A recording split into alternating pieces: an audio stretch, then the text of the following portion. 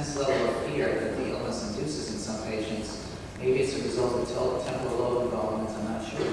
But I think some patients really have a significant problem with it. In a survey we did, we found that major depression was reported by these patients in their illness as being 3 times more frequent than in patients with other disorders like arthritis or lips. Panic disorder was somewhat more frequent than panic attacks were reported by about 35% of the Lyme patients in that survey. Oh, I'm sorry. Now, how do you, what kind of clues do we have? Well, if someone has an atypical feature of a psychiatric disturbance, that's a clue. For example, I saw someone last week who told me that she is afraid that her body is shrinking. She feels like the size of her body are shrinking in. She feels like things don't seem the right size to her, and her whole sense of spatial orientation to herself and to objects is very, very odd. That's not a typical psychiatric feature. An atypical response to psychotropic medications, where you give someone a medicine that's normally quite helpful, and all of a sudden it makes them manic. That might suggest a certain central nervous system irritability, or the failure to respond to previously effective psychotropic medications. Let's say someone has a history of a psychiatric disorder that has been responded well to prior antidepressants, and all of a sudden now they're not responding. That may suggest that something else is going on. So certainly you want to look at the clinical clues in differential diagnosis. Is there a prior personal history of psychiatric illness, and this is just another occurrence? Is there a family history of psychiatric illness in which this may be the first manifestation of a psychiatric problem? And then in terms of Lyme disease, you want to look at the typical things. Does the person come from an endemic area? Are there markers of non-psychiatric disease? Which you all know, so I'm not going to review it. Laboratory tests. Make sure that you send your blood to good labs. There are a lot of labs that aren't that helpful out there, and it can be very confusing for patients. If a lab reports doesn't report all the bands and only reports the C bands, that can be very irritating because it often says on the report other non-specific CBC bands. And some of these bands are not non-specific, like the 23, 31, 34 kilodalton bands. CSF studies are important, as Dr. Coyle pointed out. And I think knowing the symptoms of late neural Lyme are important in terms of the really intense fatigue. Patients who have psychiatric problems usually are not that profoundly fatigued, even though depression can be associated with significant fatigue. Headaches are common. Patients may experience light sensitivity early in their illness, where they have to wear sunglasses, or severe sound sensitivity, word-finding problems, short-term memory problems, cognitive tracking deficits, where they can't keep focused on a thing for more than 5 seconds. If someone comes into the room and says something to them, they suddenly become distracted, and they end up not accomplishing things, not finishing tasks that they've started. Spatial disorientation, dyslexic type errors, where they're reversing numbers when they're writing phone numbers down, or reversing words when they're speaking. Tingling, numbness, shooting pains, irritability, and insomnia. All these are common in patients with late neural Lyme.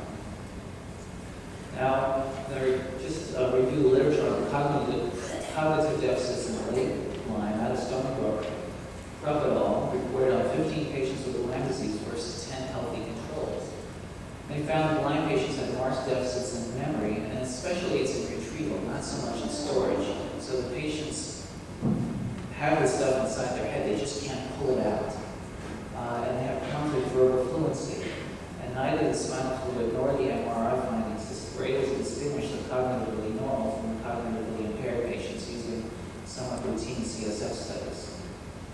Fatigue was positively correlated with memory performance, and depression was not. And what that means is that if you have a patient who comes into your office complaining of significant memory problems and also has a high degree of depression, it would be highly advisable to treat the depression with psychiatric medications, because it may well be that the memory problems will go away. Because depression, patients who are depressed often come in with significant complaints of memory problems.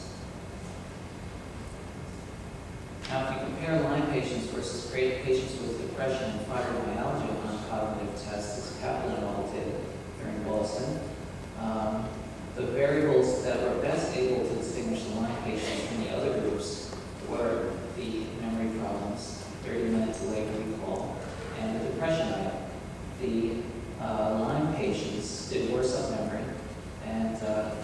better on depression than the depressed patients, as you would hope. And these have already been reviewed, some of the neuropsychological tests. I think that the Bushy selective alignment test, which is a test of verbal memory, is somewhat more sensitive to verbal memory problems than the Webster memory test. Now, this is a new area for me. I've been learning a lot over the last few months, which is the role of SPECT imaging in neuropsychiatry. Now, MRI and CAT scans give you static images of brain structures, like taking a photograph of an object, while PET and SPECT images use computer image construction to illustrate the regional cerebral blood flow and its metabolism. So it gives you an idea of the working of the brain. And it's thought that increased metabolism is associated with increased flow.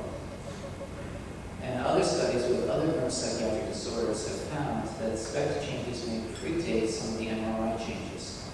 So this may be very helpful for patients with Lyme disease who might benefit from early differential diagnosis and treatment, especially if you want to exclude primary psychiatric disorders. Now, we started a study about 2 years ago looking at regional cerebral blood flow in patients with Lyme encephalopathy. We have a great group at Columbia of, especially now, we have a wonderful group of brain imaging people. Now, the 11 Lyme patients, it's a small sample. The mean age was 40. Their IQ scores, verbal and performance, were similar to their full-scale IQ. On the Wechsler memory scale, the verbal memory was significantly less than their verbal IQ, and the visual memory was significantly greater than their verbal memory. So this is a group of patients with significant verbal memory problems. On the selective alignment test, which again is a verbal memory test, they performed significantly worse than normals on long-term recall, long-term storage, consistent long-term recall, delayed recall.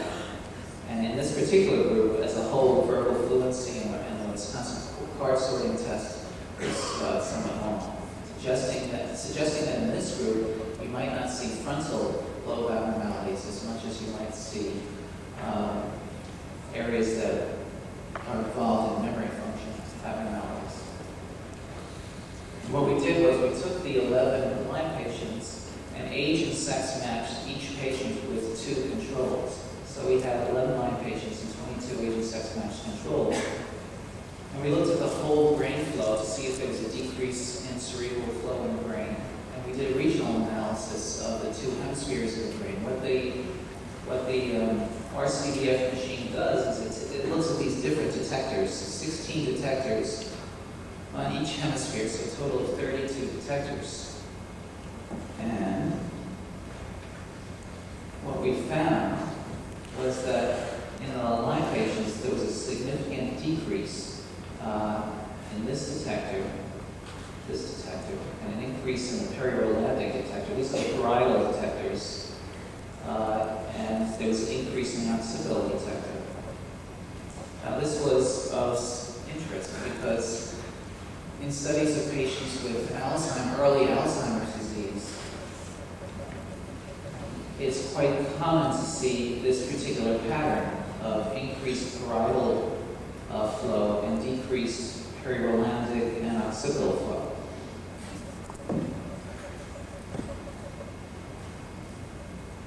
And that's called a parietal index that you use to put together those various detectors. Overall, we didn't see any global deficits in flow in Lyme patients versus the controls, and that surprised me somewhat. We did see patchy areas of decreased flow in the white matter, but the Xenon 133 RCDF technology is not great at looking at white matter. So this shows that we had a statistically significant decrease in the parietal area among the Lyme patients. Now that's of interest because the parietal area is thought to be more involved in verbal functioning, so it's consistent with our neuropsychological data, which show deficits in verbal memory. And here you see the decrease in the parietal area, those dark blue areas, and increased flow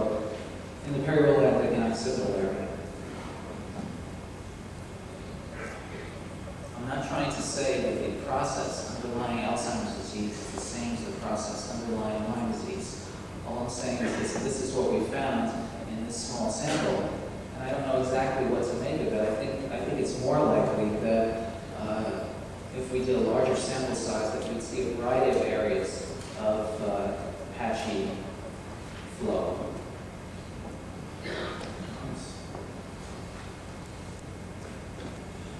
Okay, I already said this. So now, what do we know about SPECT and PET imaging in other areas of neuropsychiatry? We know that in depression, you tend to see a pattern primarily involving the frontal lobes, sometimes involving the temporal lobes where there's decreased flow. And this is really helpful because if we have a different pattern for patients with Lyme disease and depression, then that would more strongly support the notion that these patients have something in addition to their depression and may in fact be another neuropsychiatric process. In Alzheimer's disease, you see decreased flow to the posterior parietal area with sparing sensory motor areas. In Huntington's disease, this may be a helpful technology for diagnosing early Huntington's with decreased flow in the caudate. Stimulant intoxication, very important for everybody to know, is ordering SPECT scans. Patients who are abusing cocaine or who have abused cocaine significantly within the last 3 months may in fact have SPECT abnormalities that look identical to patients with Lyme disease. And OCD, obsessive compulsive disorder, you may see increased frontal flow and increased caudate metabolism, which actually improves after psychiatric medication or improves after appropriate psychotherapy, showing that psychotherapy can cause neurochemical changes. Now here's a picture of SPECT scans in a control unipolar depressed patient and an Alzheimer depressed patient. And what you see is decreased flow in the temporal area in this depressed patient, decreased flow in the frontal area and the temporal area in this depressed patient. In the Alzheimer's, you see the decreased temporoparietal flow here, as well as decreased frontal here and decreased parietal here. So you see the addition of depression and the typical Alzheimer's pattern of the parietal area with sensory motor sparing. Now here's the Lyme patient on the left and normal on the right. And what you would like to see is you would like to see a lot of this yellow-white in your SPECT scan. And some neuroradiologists call this a Swiss cheese pattern, or they call it patchy heterogeneous uptake. Basically, the red indicates that there's many areas here of abnormal flow. The other thing you see here is what looks like huge dilated ventricles. Now, this patient is someone who had, this is actually a young man who was grossly encephalopathic, didn't know his name, didn't remember much of last year. He had been treated with, he actually had positive antibodies in the CSF and in the serum, treated with many months of IV antibiotics with some improvement, but not that much. His SPECT scan 2 months after the addition of medicine to his treatment was read as normal by the neuroradiologist. So he showed marked improvement with his retreatment. Now, most patients who get treated and show improvement, let's say on their psychological tests, don't show SPECT improvements as rapidly as that patient did. And you have to remember that these are not quantitative specs. These are the neuroradiologist looking at the SPECT and sort of getting a sense of what it looks like. It's not using quantitative methods. Here's another Lyme patient with areas of decreased flow, variety of areas. So it's actually not very difficult to see the difference between a normal patient and the Lyme patient.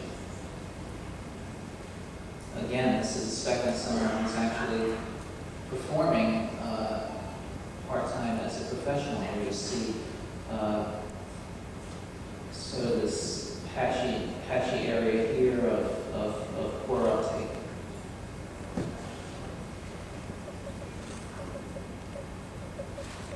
So I think you can appreciate that these aren't really very subtle findings. And the amazing thing to me is that I send a lot of patients now for SPECT scans and a lot of them are showing these abnormalities. And the neuroradiologists are pretty surprised by this as well, and so they this is a preliminary report really. They looked at a whole series of patients, 35 patients who were consecutively referred to them with a possible diagnosis of Lyme disease. Some of these many of these probably did and some didn't.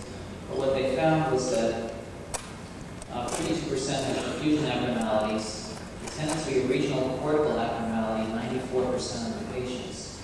And I looked back to see what those regional cortical abnormalities were, and often it was a decreased flow in the frontal area and in the temporal area. Many of the patients had heterogeneous pattern, patchy uptake or decreased uptake throughout the cortex. Reduced periventricular white matter flow was found in 77% of the patients, and there was a global decrease across the board in 61% of the patients. And of the SPECT-positive cases, 72% of those patients had normal brain MRI studies, suggesting that SPECT is perhaps a more powerful tool than the MRI in late Lyme disease.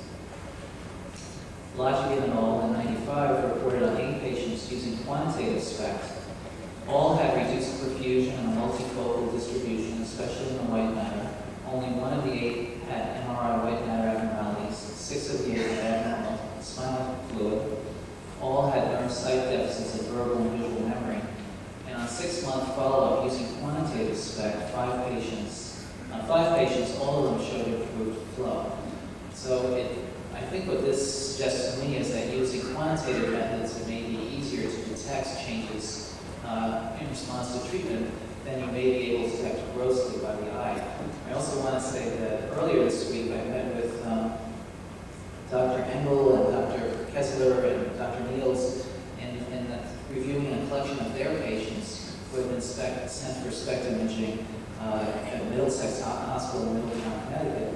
And it was amazing to see how many of the patients had the evidence of decreased flow in the frontal orbital area, inferior frontal orbital area, and in the temporal area. So this is a finding that's being found in different areas. Now, Lyme disease is not the only disease that can cause multiple perfusion abnormalities, multiple regional perfusion abnormalities, and this is important to remember. Lupus can do it, other inflammatory diseases can do it, cocaine abuse can do it, multi-infarct dementia, chronic fatigue syndrome can do it. Those people who don't believe in chronic fatigue syndrome should take a look at some of the SPECT scans on those patients. AIDS can do it, and Lyme disease can do it. Now, what's the pathophysiology of SPECT abnormalities? Well, it could be that there's a problem in the vascular delivery of the isotope to the brain cells, so there might be a problem with the vessels, or there may be a problem with the transport of the tracer into the cells, or a problem with the retention of the tracer within the cells. So the problem that what you're seeing in the SPECT flow could be a problem with hypoperfusion and or a problem with cellular dysfunction. So it's not really clear right now what's causing the problem in Lyme patients. So in conclusion, in trying to figure out whether someone has purely a psychiatric problem or a neuropsychiatric problem which is associated with Lyme disease, I think using a variety of methods, clinical tools, spinal tap, serologies, neuropsych testing, and now SPECT imaging can be very helpful. SPECT imaging is not that expensive. It costs about $700, I think, to do a test. I would recommend highly that you go to a reputable center in getting your SPECT imaging, because different places have different instruments, and certainly the newer technologies are more expensive, and the bigger institutions will have better tools generally. And that's it. Thank you.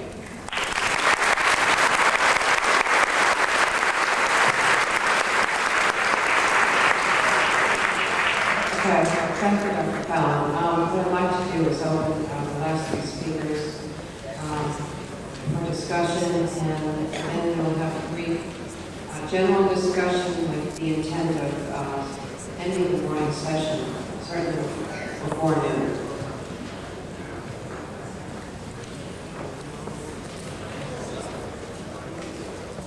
Identify your name, please, and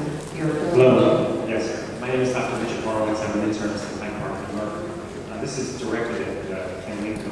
I have two comments and a question. The first question is I have approximately 350 Lyme patients now in my own practice, and I've been using high-dose bicillin for many years now. And I usually go up to a dose of 2.4 million units, and I noticed in the patient you were talking about, you went up to 4.8, and I've been a little hesitant to go up on such doses. Also, high doses of Zithromax, because occasionally I've had problems with some liver toxicity and other problems. So that question is basically related. If you had any problems with high doses, when would you change, for example, from 2.4 to 4.8 million units?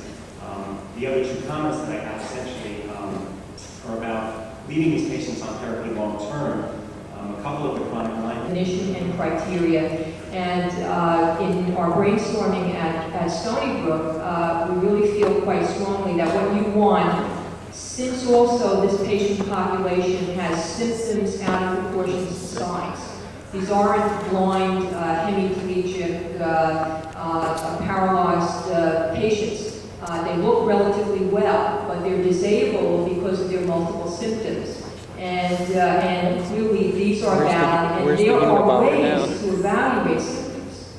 There are symptom rating scales that you can assess all of the symptoms that I had up there on the list already. Trader. That's what we need to do. I'd like to make one comment though. When you're trying to define chronic Lyme, I strenuously object to including absolute seropositivity at the date of the diagnosis. You have to leave a window open for those seronegative.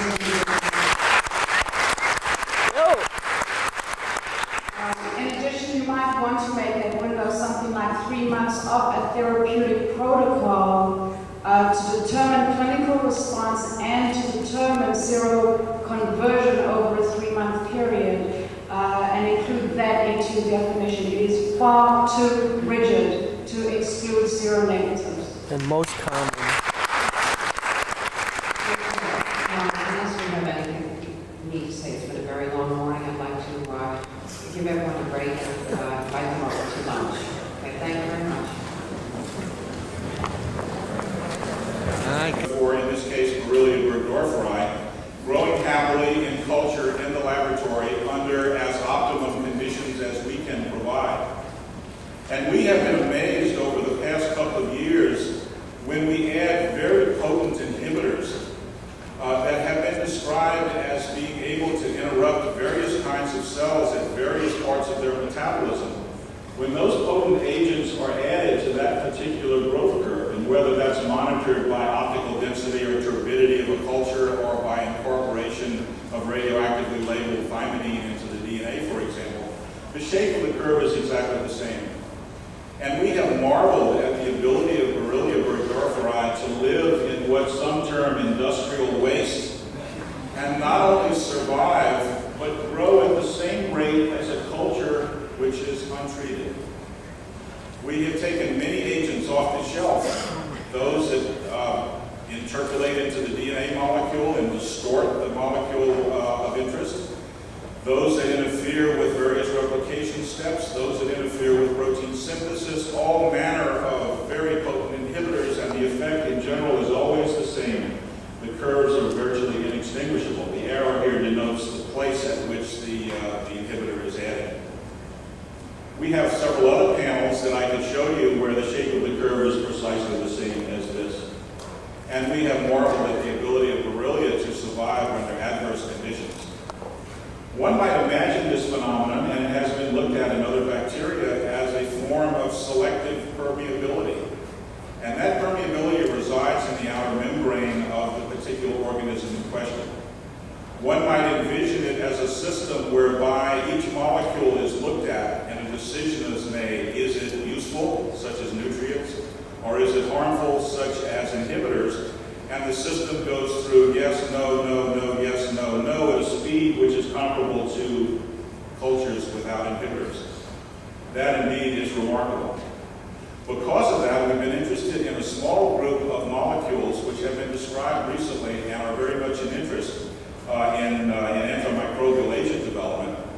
And those particular agents are naturally occurring compounds. They have been found in insects, they have been found in amphibians and in mammals, and are thought to be part of a primitive defense system. Indeed, some of them are called defensins, They're small molecular weight polypeptides which have the extraordinary capability of punching holes in membranes.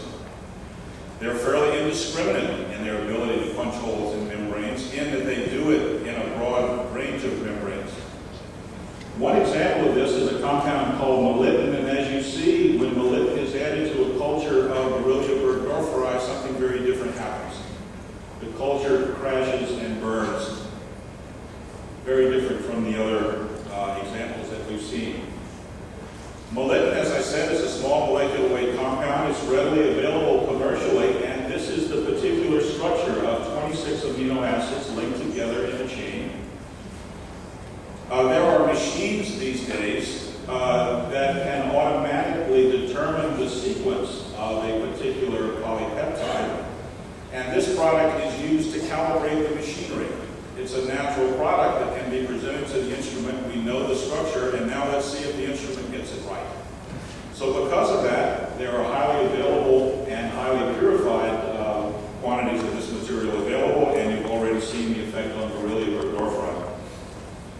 I should tell you for the next 15 minutes or so, EM does not stand for erythema migrans. It stands for electron microscopy.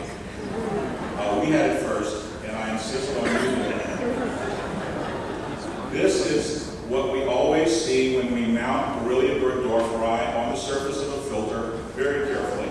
And I should tell you, it's almost a fetish among electron microscopists, and you can see it in all the literature. Any sample you might want to mount for electron microscopy is first washed 3 times in phosphate buffered saline, and then the sample applied to whatever structure is used for the electron microscope. We are very careful not to do that, and we have a system for applying samples very carefully to a filter by floating them down on the surface, by attaching them to the filter, and by getting them into the electron microscope with their accessory and associated structures. That's not the case, and it's not the image that you see when you go about scrubbing cells with buffers which remove things. But this is a perfectly nice, self-respecting culture of Borrelia growing happy. They're plump, they're clean, and they're lying there on the filter of the scanning electron microscope. In the presence of a small concentration of molybdenum, and within an hour or so after treatment, one sees a very different image. One sees the surface envelope beginning to become unglued. There is a decided look of socks down around the ankle here. As the outer surface membrane disintegrates and comes apart. As the process goes on, one sees collections of not only surface membrane, but enormous increases in bleb formation, of vesicle formation, which we have described previously in the normal course of growth of Borrelia burgdorferi. These cultures, I should learn to focus this a little, my future is dependent on how well it's focused. There. One begins to see a collection of membranous material. What I'd like to show here is the fact that the cells have apparently lost some of their stiffness, some of their structure, which would permit this kinking and this twisting that is not normally seen in the course of inspection of normal Borrelia burgdorferi. These cells are not happy, as you can see, and you can also visualize here blebs being formed on the surface, which will ultimately be freed into the solution. Here is a close-up shot of blebs being formed, and if you wish very hard, you can envision this one starting and this one beginning to be pinched off and this one beginning to be released into the medium. There is a collection of so-called blebs in normal culture of Borrelia and in animals that we have looked at, and in ticks as well. But this process is enormously accelerated in the presence of this agent molybdenum.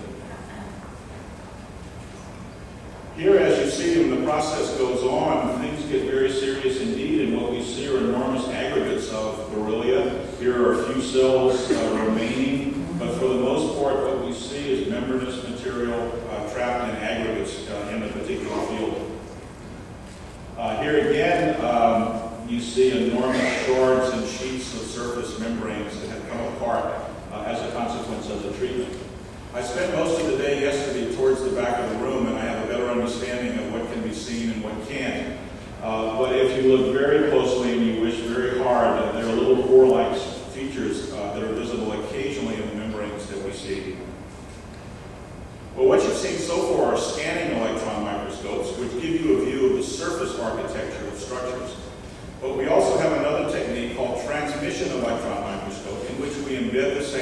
plastic, and we make very thin ultra sections, and we look through the sections, in this case cross sections of control untreated Borrelia burgdorferi. And what we see are the normal kinds of image of a cylinder. This is the sausage being cut off right in the middle. What we see is a very characteristic packet of flagella. Often this method is used to count the number of flagella, and it even been suggested that perhaps the number of flagella might be a characteristic that is worth using in characterizing various isolates. But in any case, you see an integrity of the surface membrane, the location of the flagella between the outer membrane and the inner membrane, but as a tight packet. And for the most part, each cell is surrounded by a membrane of good integrity with flagella being present at whatever level the sections were made.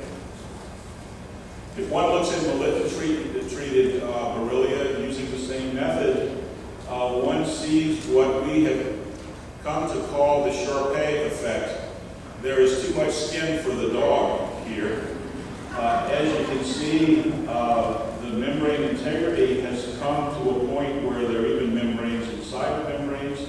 In this particular case, there is a stretching of the outer membrane. There is some disintegration to the point where you can no longer count the number of flagella.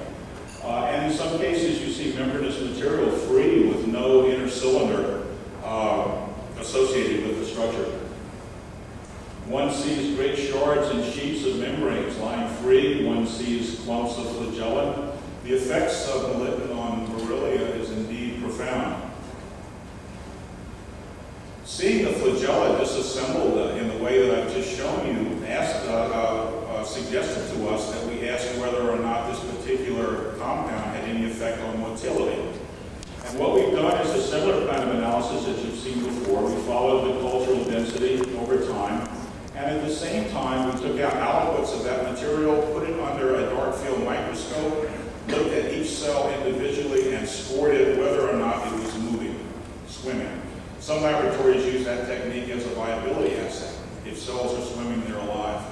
And as you can see, cultures started out, as they always have, at somewhere between 90 to 100% motility. Upon the addition of malignant, within 1 day, not only does the turbidity of the culture decrease precipitously, but the motility counts decrease from between 90 and 100% to less than 10%. Upon following these cultures for several days, we noticed a little bit of a rebound, and I don't have very much information to tell you. We have not yet decided whether or not that represents individual cells that have somehow survived that treatment, or does it represent cells perhaps trapped in these enormous aggregates who were not exposed to the concentration of malignant that the outside members were. So I can't tell you very much about this rebound, but we are indeed interested in whether or not they are really resistant or whether or not it's a technical phenomenon. If malignant is indeed causing this loss of motility, then a dose-response curve would give us some information. And as you can see here, we scored the percent of motility versus a concentration of malignant. And as you can see, 100 micrograms per mil of malignant essentially abolishes all motility of cells visible in the culture, and intermediate concentrations provide intermediate interruption of motility.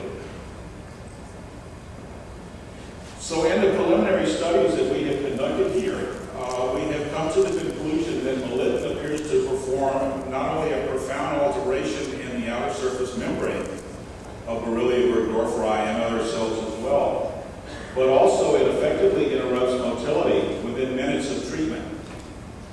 My technician describes a phenomenon which I think allows us to change this minutes to seconds. She processes the samples very carefully from a culture to a dark field microscopy counting chamber and obtains the data that you saw earlier. But she tried an experiment where she put untreated Borrelia burgdorferi swimming happily at 90 to 100% in culture. And although this experiment is difficult to quantitate, it does make the point.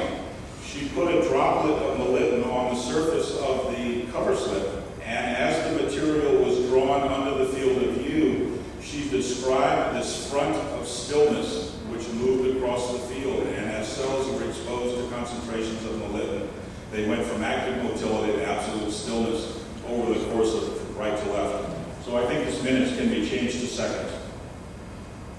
It affects the inner surface membrane integrity as well. We do see some cytolysis present in the cell. It clearly stimulates an increase in blood formation. And finally is the most important aspect, which I think I'll talk about in just a second to finish up. What I want to show you finally is a schematic that was taken from an article called Agents Which Affect the Permeability of Outer Membranes.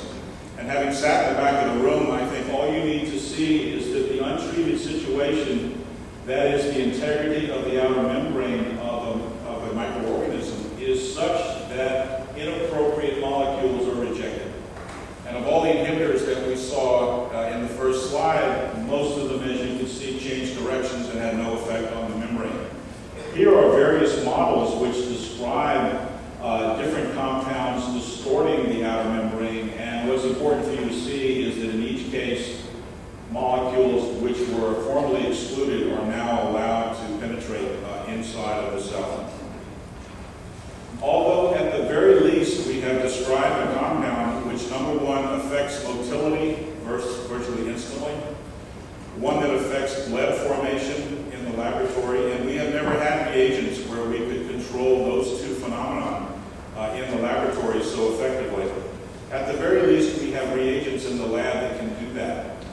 But our real hope, and the hope of other laboratories working on this as well, is that these agents can somehow be modified and controlled to be useful as generalized permeabilizing agents.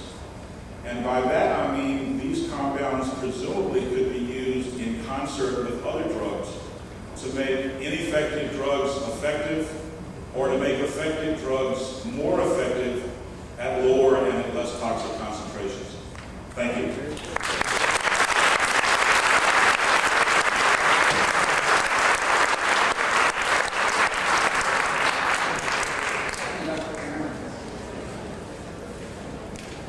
The next speaker is Dr. Sam Dantas. Dr. Dantas is going to speak to us on legislative and chronic viruses.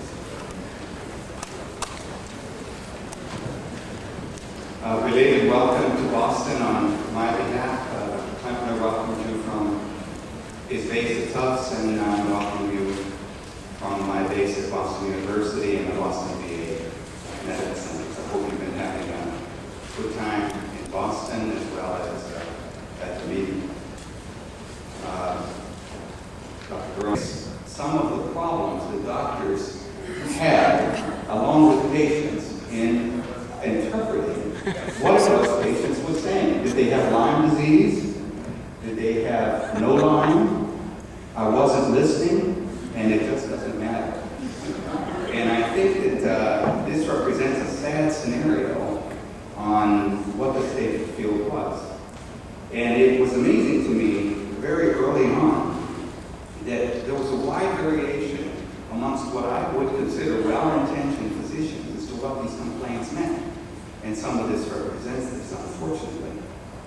But when you started to talk to patients, at least it occurred to me fairly early on, that there were a number of issues that came up. And because my talk today is on the treatment of chronic Lyme disease with tetracycline, I will not digress to discuss much about the diagnosis and the diagnostic problems these have greatly alluded to. I will go ahead and mention a couple things just in the course of reviewing my data. But it became apparent to me that therapeutically speaking, patients were not doing very well on amoxicillin or IV ceftriaxone or IV ceftriaxone, also hot and doxycycline. So as I tried to process this information in my mind, I'm old enough in infectious diseases that I actually did use tetracycline, the parent compound, before the introduction of doxycycline and before the introduction of a number of other antimicrobial agents. So I started to use the parent compound tetracycline. When I started to have success with it, I carried it forward and tried to keep my ear to the ground, my eyes open as to what else was happening. And today I'm going to basically report on 277 cases that we treated with tetracycline between the years 1988 in 1995. This is an uncontrolled study in the sense that there were no blind controls and it was not set up systematically. So I'm reporting to you my experience. It was done with Dr. Ziska and published in the journal Infection. Really fits very nicely with Dr. Coyle showed, what everybody is showing. And my definition of chronic Lyme disease for these patients was a post-erythema migraines, or not, constellation of symptoms that consisted in most people of fatigue, plus some musculoskeletal complaints, plus some cognitive or what you might call pure neurologic symptoms, such as paresthesias, cognitive behavioral disorders. And you can see in our studies at least, and that may reflect the fact that we're not rheumatologists, we did not see much arthritis. And I believe that we saw 25% or fewer of patients. Many patients had additional findings that were fairly common: ocular, auditory, palpitations, all those that everybody else has already discussed. At the onset, we used the University of Connecticut laboratories, which were leaders in establishing both ELISA tests with the help of Dr. Lou Magnarelli and Dr. Tilton, then Chief of Laboratory Medicine, and Western blots at the University of Connecticut.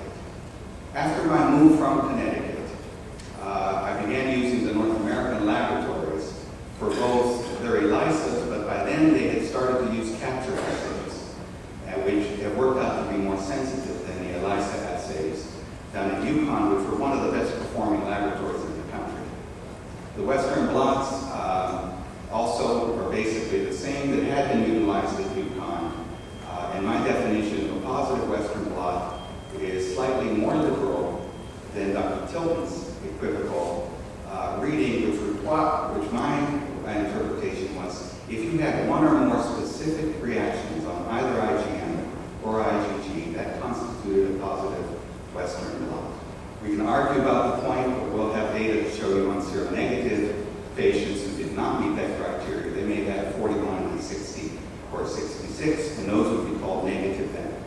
And so with that kind of background, I wanted to show you some initial data from UConn, and I'll show you the cumulative data that suggested, and I presented this in the poster form, and I guess some people weren't terribly interested in thinking about this. Not that my information was much different than anybody else's, but look at this astounding figure of how many ELISA negative Western blot positive patients there were while I was at the University of Connecticut.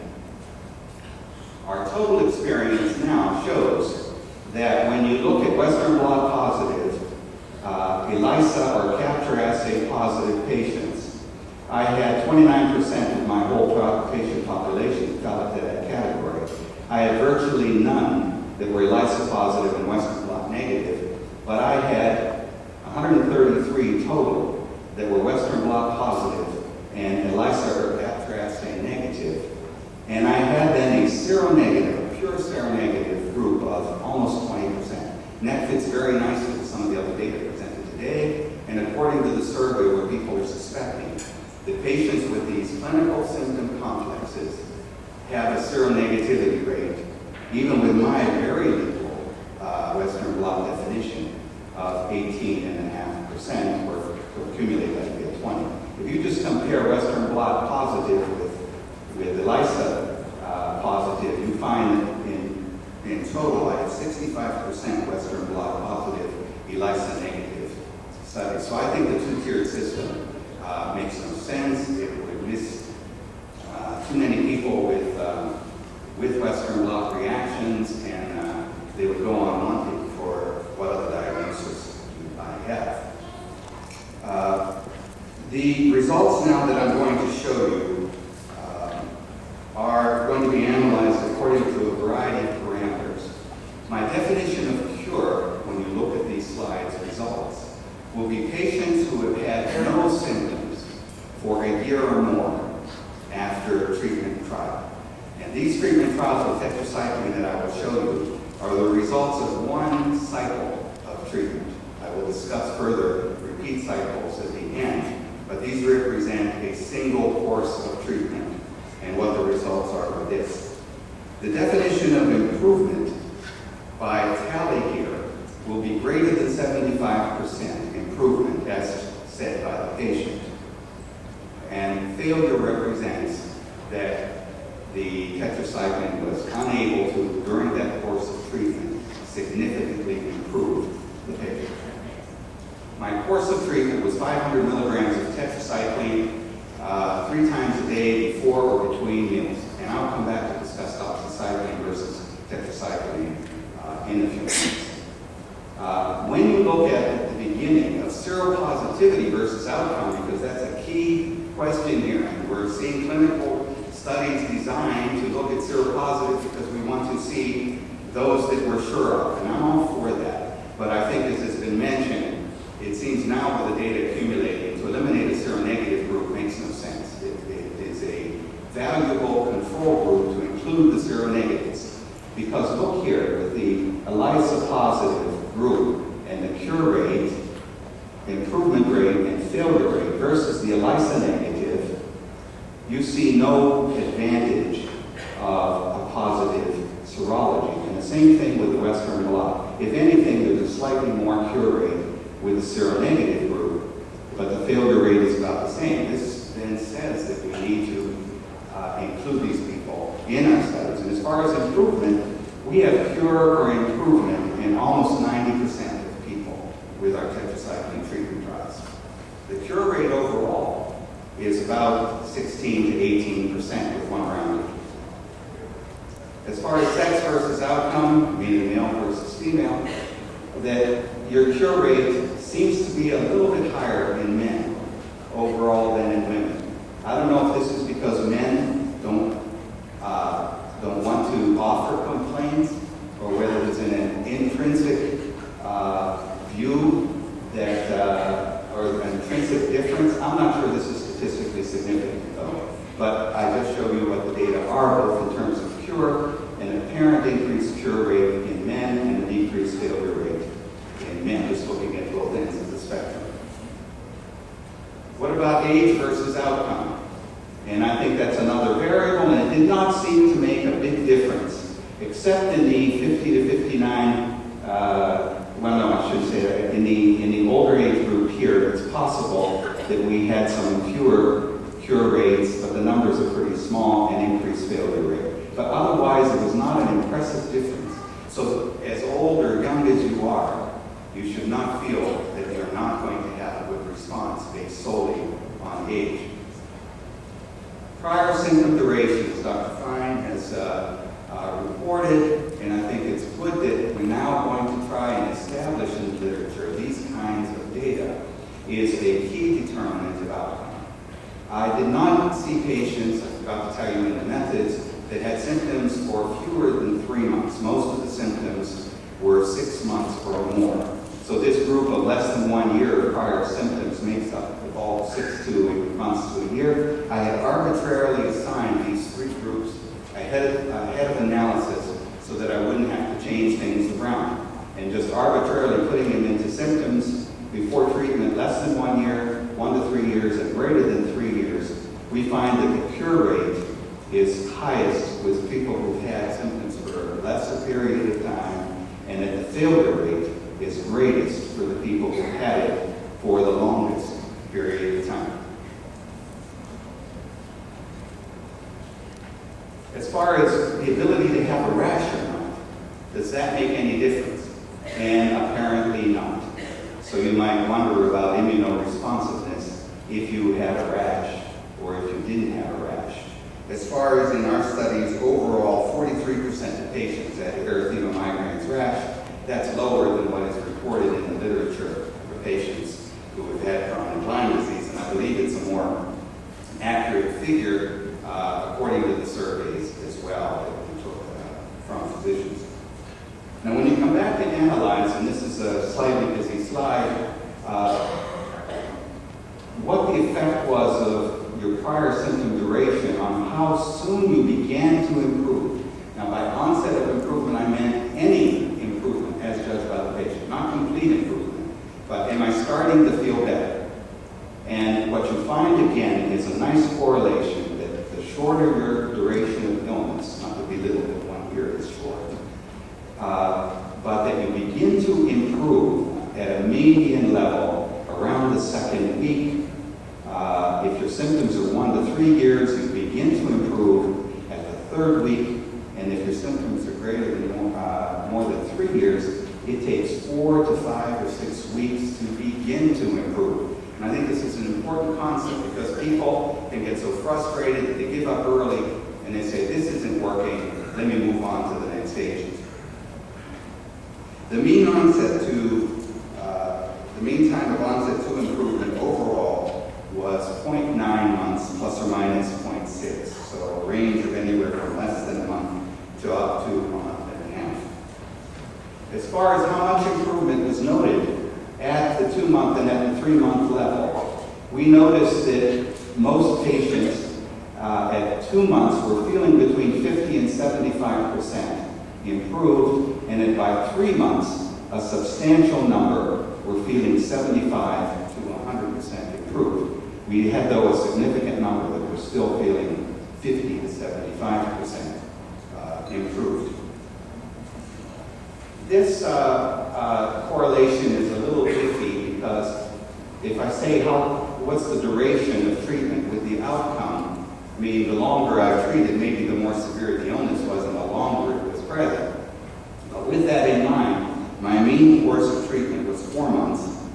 And when you did that, you find that except for the very earliest ones, which probably had the disease the shortest period of time, that you don't have substantial differences in cure rates or in failure rates until you get beyond the 5th month time when you begin to pick up on your failure rates and decrease your cure rates. And these may represent, as I said, more reflection of how long people had the disease before. I think the good news of this is, though, that you have cure or significant improvement in 85% of people.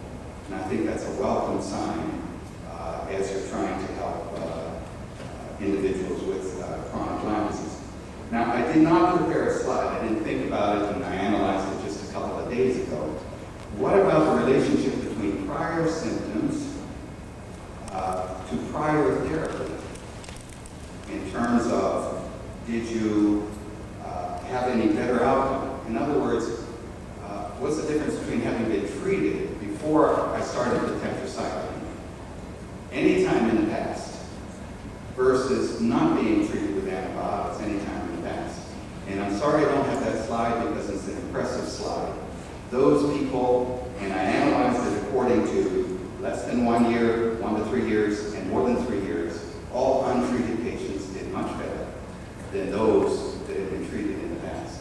Which raises a question, does partial treatment change the biology of the organism or the pathophysiology of the disease such that it's less amenable to subsequent courses of treatment? I can't make a dogmatic statement about it, but our data would support that kind of a statement.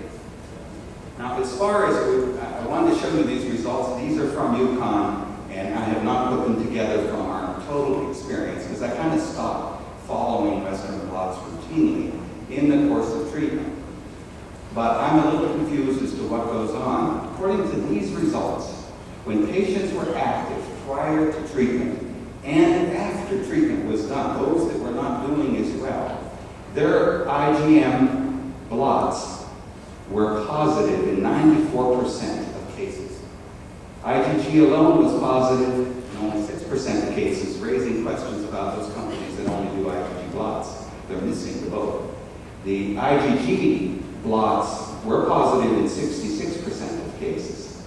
When the patients improved and were inactive, we see a decline in the rate of positivity of IgM alone and combined IgM and IgG to 47%. And there were no reactions, a completely negative Western blot in 22%. This says to me that as we treat people successfully, their blots convert to negative.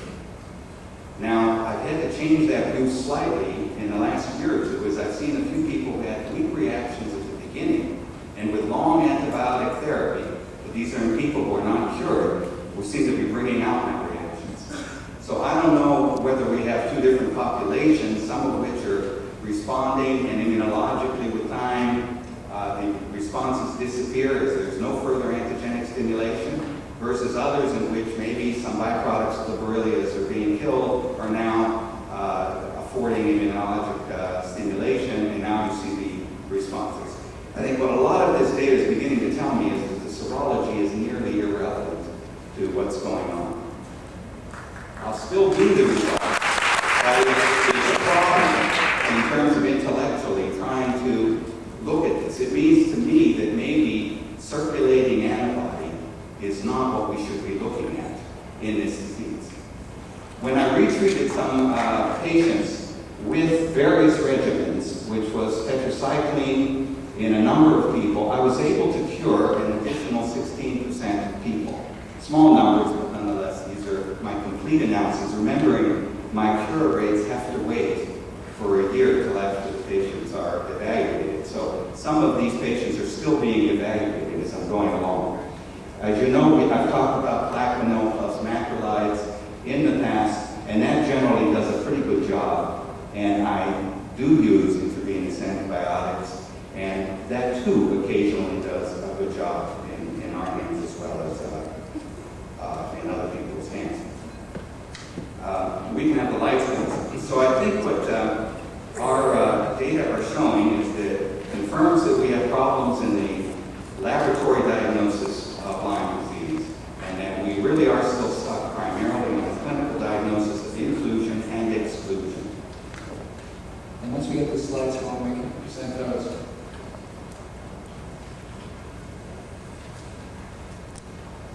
In the first study, based on earlier recommendations on the therapy of tertiary stage syphilis, Alan Spear published in the New England Journal of Medicine in April of 1985 a case study on successful parenteral penicillin therapy in the treatment of established Lyme arthritis.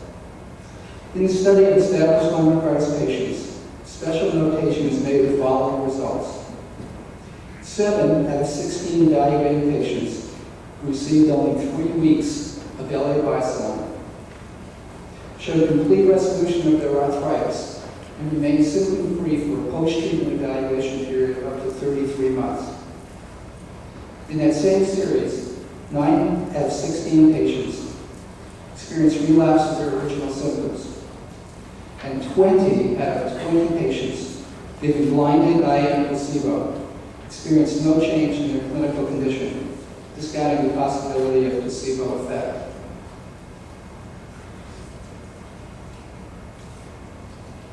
More recently, Marco Cimino published in the Annals of Rheumatological Disease in 1992 a case study of 2 patients resistant to recommended antibiotic therapy who were cured following weekly injections of LA-bicillin given with a dose of 1.2 million units per week for a period of 6 months. These 2 patients have been given recommended therapies for the previous period and remain symptomatic, forcing additional course of therapy. However, after 6 months in Dr. Cimino's series, these reports indicate that they were clinically cured of their symptoms.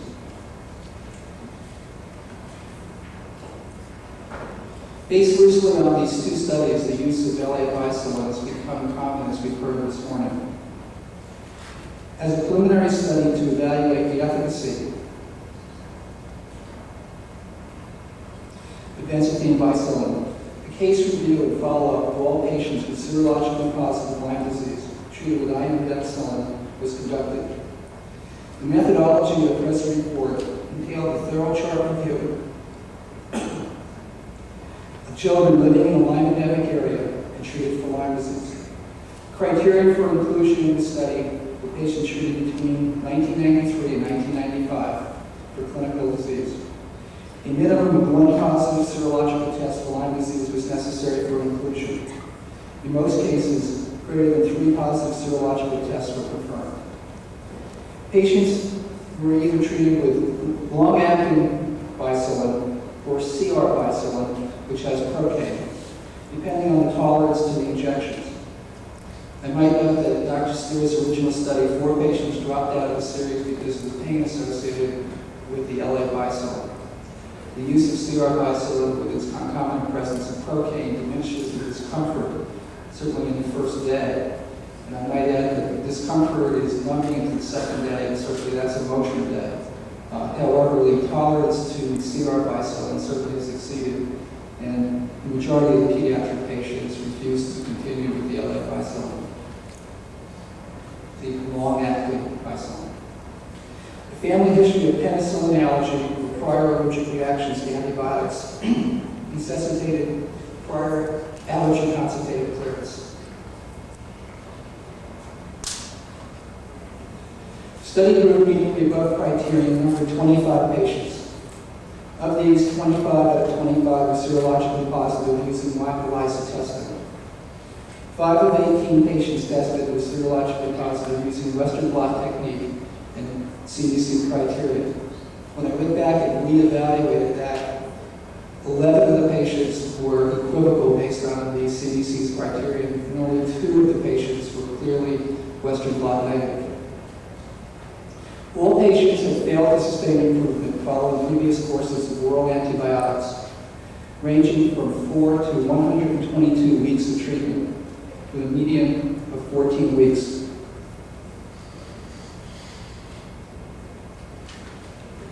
Getting ahead of myself. 5 of the 25 patients received prior IV antibiotic therapy, ranging from 4 to 27 weeks, with a median of 6 weeks, and experienced clinical relapse. Presenting symptoms of these 25 patients were as follows. Of interest, when I did the next 3 slides, you're going to see a similarity to all of the clinical presentations that you've seen today. None of these studies have been used in total. These are individual results just based on my 25 patients, but the similarity is such that when you see an animal that looks like a zebra, has stripes, perhaps it is a zebra. Fatigue was noted in 96%, emotional disorder 88%, headache 84%, leg cramps 84%, stomach aches and nausea 84%, joint pain without specific arthritis 76%. Visual disturbances were reported in 52%. Generalized body aches, non-specific, 52%. Fevers on a recurring basis, 52%. Numbness or tingling consistent with peripheral neuropathic symptoms, 36%. Chest pain or cardiac palpitations, 32%. And swollen glands, 28%. Again, these symptoms are consistent with all the previous series that you've seen today. Therapy of the study group of 25 patients following relapse to their previous treatments included weekly injections of intramuscular bicillin. Again, the bulk of the group was reflected with CR bicillin, with doses ranging between 600,000 units to 1.2 million units per week, based empirically on body weight. Success of treatment is formally evaluated by one evaluator every 4 weeks until sustained clinical improvement was achieved. Instead of taking the target time my Dr. Cimino recommends of 4 or 6 months, I simply reevaluated the patients at 4-week intervals. Of interest to note that when 1 week's dose was discontinued, if the patient was going to relapse, they honestly relapsed in the second week. And I notified the families that if they did relapse in that second week, they would call me and we'd simply plug in for an additional 4 weeks of treatment. Therapy was then withheld if the patients remained asymptomatic.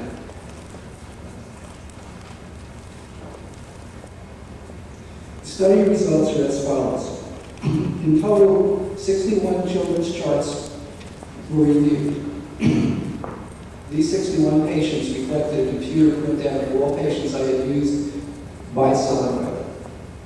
25 fulfilled the study criteria of serologically positive Lyme disease. Of these, the mean patient age at the beginning of treatment was 11.8 years. Mean patient age at onset of Lyme disease symptoms was 9.4 years. Mean duration of symptoms prior to antibiotic treatment was 16 weeks.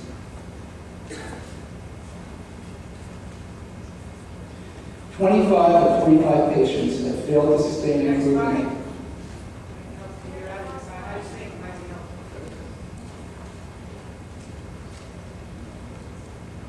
This discusses the therapy.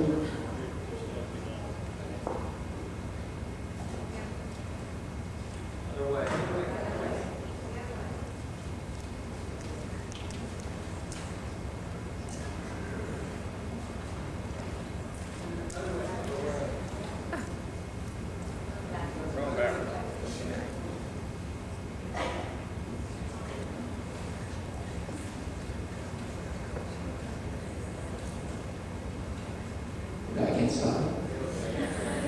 Wow.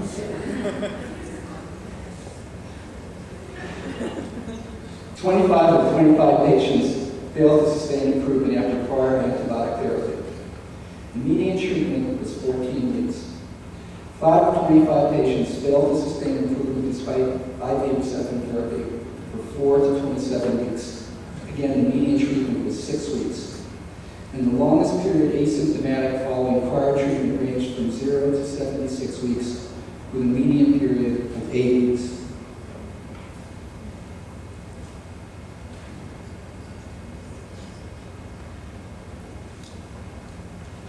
The study results of the treatment group using intramuscular Vicodin is as follows. The mean duration of IM Vicodin treatment was 4 to 38 weeks, with a median treatment of 10.5 weeks. 23 of 25 patients were available to assess post-treatment clinical course. 1 of the 25 patients relapsed and required a second treatment course. Of significance, 22 of 25 patients remained asymptomatic through the present time. At the specific time of the study evaluation in November of 1995, this ranged from 2 to 62 weeks. 17 of the 22 children had exceeded their longest relapse-free interval prior to IM Vicodin, 14 of whom had been relapse-free by more than twice the duration of their pre-Vicodin relapse-free interval. I'd like to interject at this time that these are children, and I'm a pediatrician, and the results that I experienced are perhaps different from what Dr. Liegner experiences in his practice just down the highway from me. However, the immunocompetence of children, I feel, is different from that of adult. Also, the length of time of incubation of the organism is substantially different. We've heard of patients described here today with incubation periods as much as 13 or more years. This is different from children in which the incubation period is substantially less. And because of the child's immunocompetence, the results that we're experiencing in pediatrics perhaps is not totally applicable to the adult population. However, the use in pediatrics certainly has to be considered. The conclusion of this chart review and follow-up evaluation suggests that intramuscular Vicodin may be a particularly effective treatment for children with antibiotic refractory persistent Lyme disease, whether they were previously treated orally or with intravenous antibiotics. Thank you very much.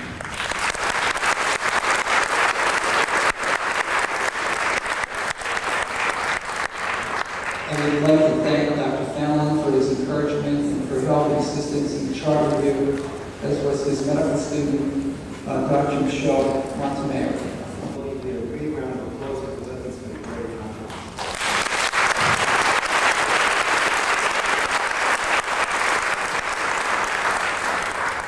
In light of the troubles we've had with slides, I can't rely on machines, so I have my physician assistant, Jerry Simons, human slide machine.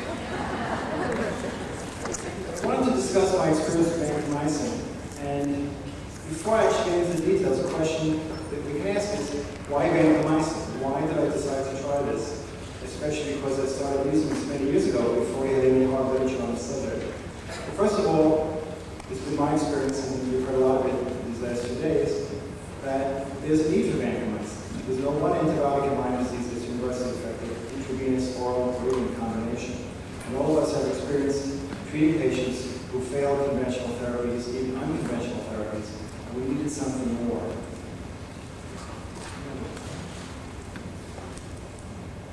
We have evidence, it's been going back for many years, and it's pretty solid, that persistent infection can occur despite ongoing antibiotic therapy and even aggressive antibiotic therapy. We have several articles now which demonstrate the possible resistance of Borrelia burgdorferi to beta-lactam antibiotics. Now this, I don't think reflects all Borrelia burgdorferi, but there are some subunits, I'm sure, some subsets which are resistant. So the other reason for vancomycin would be, well, maybe it's a very good therapeutic agent. Vancomycin does work against the cell wall of the bacterium, like the beta-lactams, but it's not a beta-lactam antibiotic. And I'll describe it briefly in the future, a case report that got me really started on the use of vancomycin. Because of that case report, because of literature that came out since that time, I said, well, now's the time for me to try the vancomycin in a more formal way. What I decided to do, actually, I'll go into this more later, but I think vancomycin has to be thought of as a drug of last resort. It's a very good drug for Lyme disease, as I'll show you, but it's not the drug you want to use routinely. There are potential toxicities. There's always a concern that you may develop resistance of other organisms, and we don't want to have our patients with Lyme disease come down some other non-treatable infection. So, with all that in mind, let me go through some results of mine.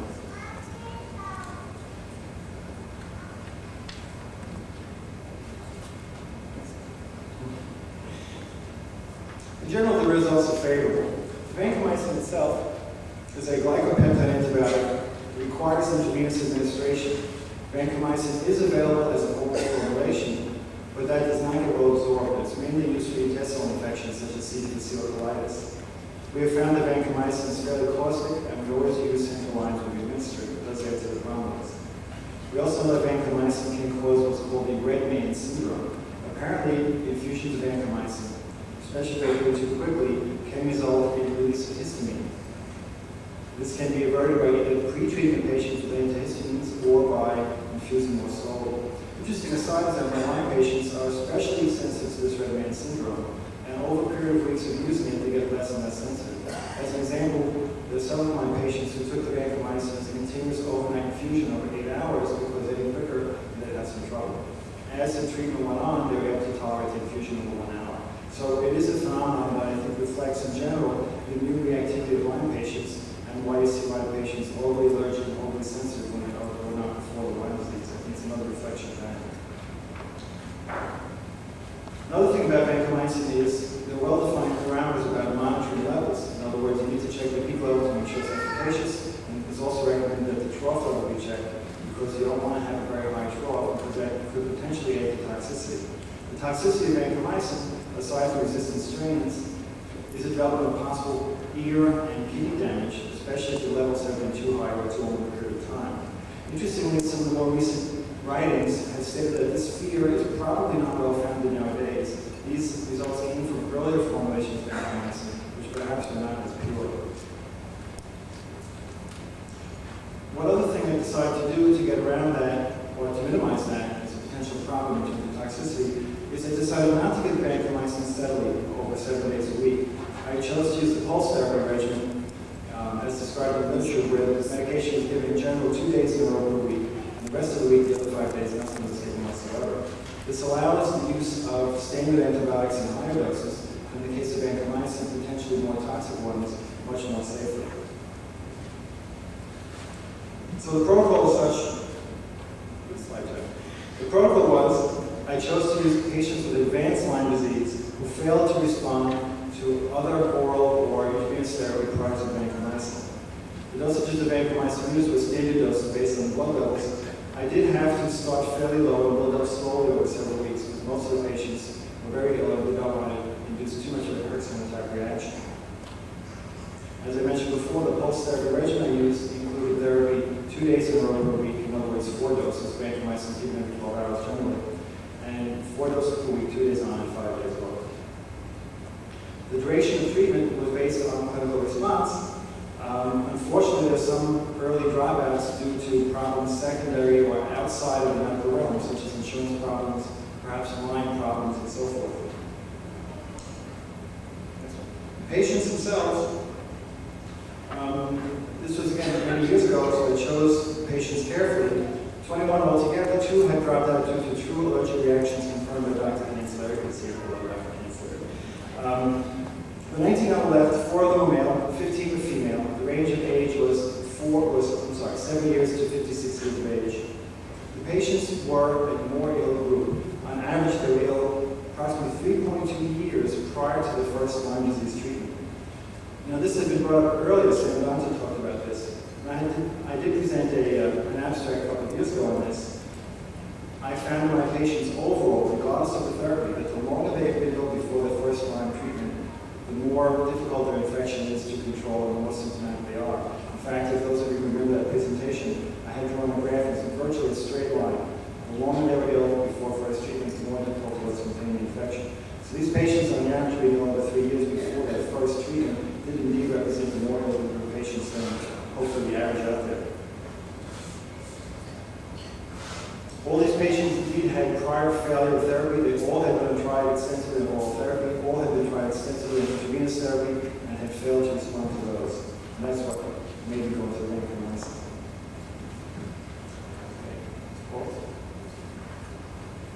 I made a list of the prior oral therapy just again to tell you how extensively treated these patients were. They include amoxicillin, doxycycline, minocycline, amoxicillin, isomintin, ceftriaxone, acetyl, acetylene, cefixime or Suprax, erythromycin, Viaxin, Zithromax, and so on. And sometimes these are used alone, and sometimes even in combination. The intravenous antibiotics used pretty much ran the gamut: ceftriaxone, cefotaxime, primaxine, which is independent. They used doxycycline intravenously. Sometimes these are used in combination with oral erythromycin or Viaxin. Again, to tell you how extensively treated these patients have been, the average length of intravenous treatment of these patients prior to vancomycin was 25.6 weeks. So there's not people who just had a week or a month or a second and go, they do well.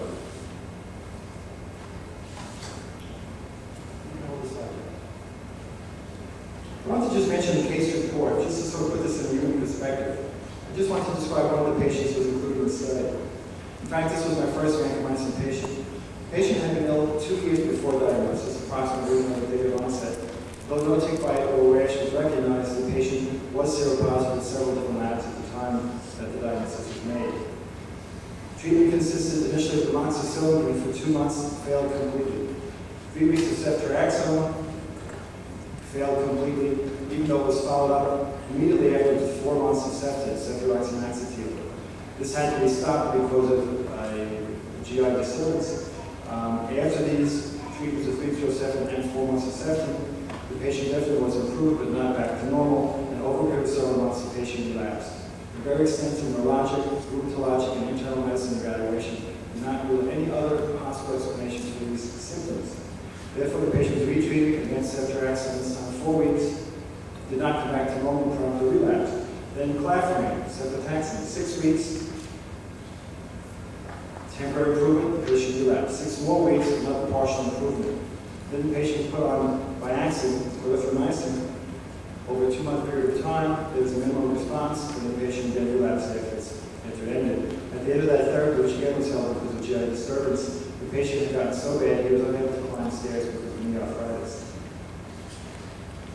Overall, that represents 13 months of antibiotic therapy which failed completely. In fact, the patient probably was worse at that point than even before the first therapy. That also involves 5 months of intravenous antibiotics and 8 months of oral. Of course, they were not continual, but they were nevertheless over a period of a short several months. Now, why vancomycin? Well, number one, part of the GI disturbance the patient had was C. difficile colitis. And if I hadn't used an antibiotic that would minimize the effects of that, the natural choice would be vancomycin, since that's what's used to prevent and treat C. difficile colitis. The second thing was interesting story. A lot of things in medicine can happen because of interesting stories. But this was many years ago. This was probably about 1987 or 1988. I was at a laboratory convention, and one of the Lyme disease, some pathologists were present. And at the end of the ceremony, one of the lab technicians came to me and pulled me by the sleeve and said, I got to tell you something. You have to use vancomycin in your Lyme patients. And this is back in the 80s. They said, I've never heard of that. I mean, I don't know any literature on vancomycin. Nobody knows about that. Where does that come from? He said, you know, at the end of the day, when we've done all our research, we have to clean over glassware. And we include vancomycin in the rinsing solution. And it's like magic. The sparkles explode. I said, whoa, I like that.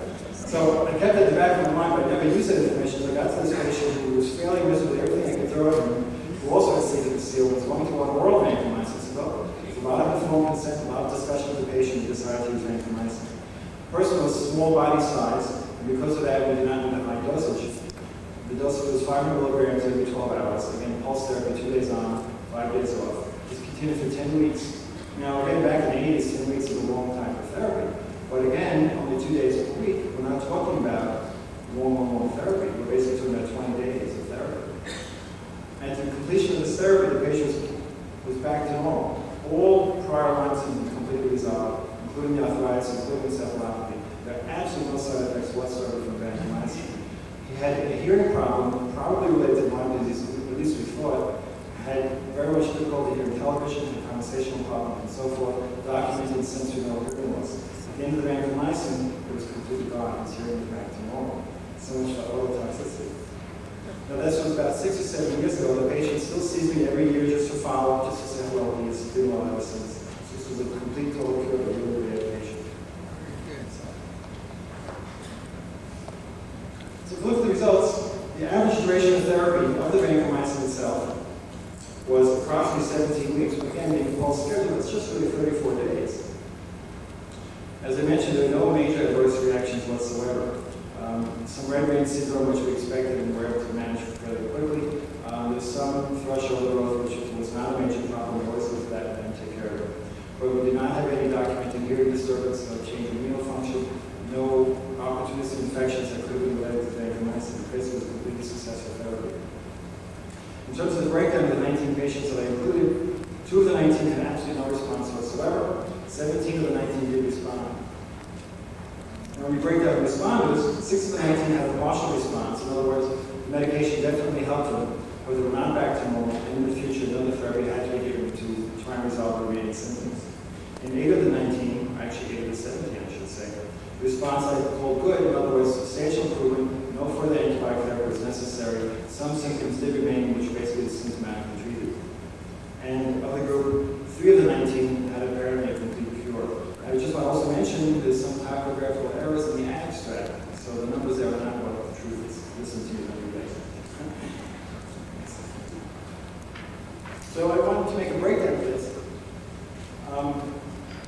The first group, which are those who did not respond, 2 patients that were ill about 3 years before treatment. They had approximately 11 weeks of therapy before the vancomycin. The vancomycin treatment in those people, and again, this is back in the 80s when 3 weeks was a lot. One was treated for 4 weeks, the other was treated for 9 weeks. In retrospect, this average of 6.5 weeks of treatment probably was not enough, and perhaps these failures would not have been failures should they have been treated a little bit longer. In the second group, the partial responders, the average was sick about 2 years before the first treatment.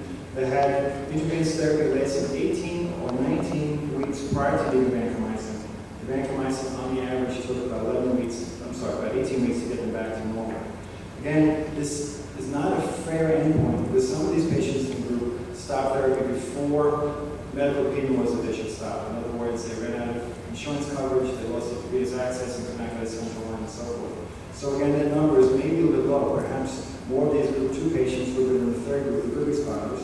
Those are 8 patients. Now these patients, interestingly enough, really were much more ill.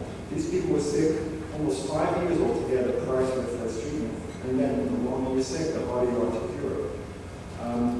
Another reflection of their illness was that they had, on the average, 43 weeks altogether of intravenous therapy prior to the vancomycin. So again, they're very sick, and they're not ignored in terms of therapy. The vancomycin did require about 24 weeks to get to the end point of their feeling better. So once again, it reflects the fact that number 1, the sicker you are, the more you need to be treated, and number 2, at least in the way we use vancomycin here, it was a safe medication. In the the fourth group, the patients who actually cured, only 3 patients are reported on. Interestingly, these patients were ill only about 1 year on the average before their first treatment, and the vancomycin on the average needed only 11 weeks of therapy. Again, was this a cure because of some host factor, or was it simply because it reflected a less severity of the patients? I don't really know. We've got another graphic representation. Those patients who responded better seem to be on treatment longer. So what do we think about all this? First of all, want to say that the vancomycin proved to be safe and well tolerated during this study, especially when given the safe pulse therapy way of monitoring blood levels. The cures, as I mentioned, all had the shortest duration of illness prior to the first therapy, and therefore more likely to respond. Another thing which I didn't point out in the graph, these patients, by the same token, were treated earlier in their illness with the vancomycin. In other words, they weren't sick for months and months and months on therapy, failing, from getting to a strong drug. They were treated aggressively more often in the beginning, and they seem to do well, perhaps because of that. So again, we affirmed the need for prompt therapy, obviously, and perhaps the use of more effective antibiotics earlier. It was mentioned just before that patients who were treated right off the bat with tetracycline did better than those who failed and then tried later on. Of course, it's anecdotal, but I've seen that also. I've seen patients who repeatedly were undertreated. I hate to use that term, but nowadays I guess it's okay. And perhaps what we're doing is we're killing the weakest spirochetes, leaving the tougher ones behind, or perhaps we're killing the more superficial ones and leaving more deep-seated infection when undertreatment is given. So I think the decision is best made if you can really, as best you can, assess the patients ahead of time, choose an appropriate therapy, and try and be aggressive from the very beginning. In my experience, I've really seen that the side effects of antibiotic therapy, if carefully done, are really not that bad. And I have to say that I'd rather face the antibiotic therapy than just deem someone ill with Lyme forever. I think it's much more worthwhile to treat them.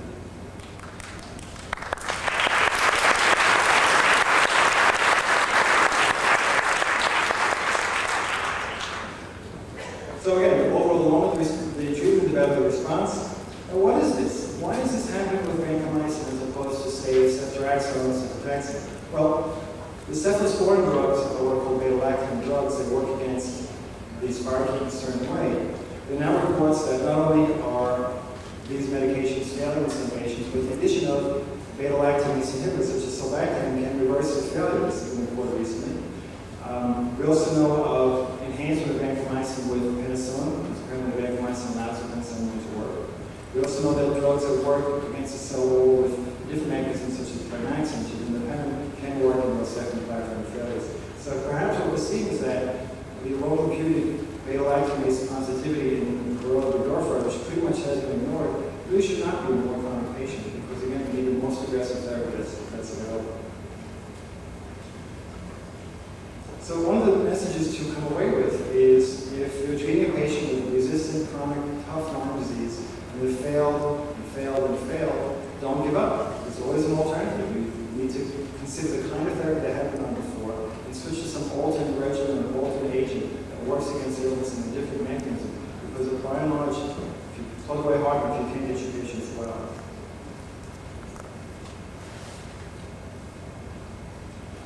One thing I do want to close with is that, again, I can't really recommend vancomycin as the wonder drug because it doesn't always work. Not any one antibiotic always works. And I really have to say, with all the worry nowadays about methicillin-resistant staph, you really should reserve vancomycin for the drug of last resort.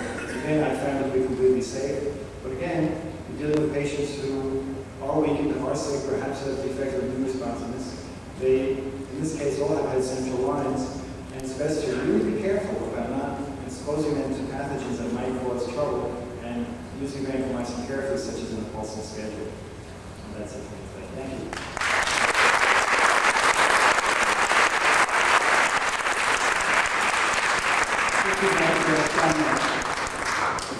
At this time we have, I'm told, 5 minutes for questions. I'd like to ask the first question myself to Dr. Berescano. Joe, could you give us the dose of vancomycin that you're recommending, please? Yes, the vancomycin dosage is based on blood level studies. Basically, the range was between 500 and 1500 milligrams every 12 hours. In some patients who started with impaired renal function, occasionally the dose was given once every 24 hours. All this is based on standard blood level testing. I just wanted to make a comment about the vancomycin and ask Dr. Durana a question, and we'll open up to the rest. I've tried vancomycin for people, certainly not enough people to make any conclusion. First time, all my patients I put vanc and penicillin based on Alan Barber's synergistic data of in vitro with the vanc alone,